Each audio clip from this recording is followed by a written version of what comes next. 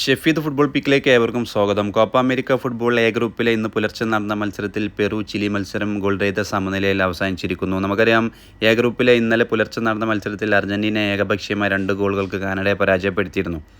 ഇന്നത്തെ മത്സരത്തോടു കൂടി എ ഗ്രൂപ്പിലെ മുഴുവൻ ടീമുകളും അവരുടെ ആദ്യ മത്സരങ്ങൾ പൂർത്തിയാക്കിയിരിക്കുന്നു.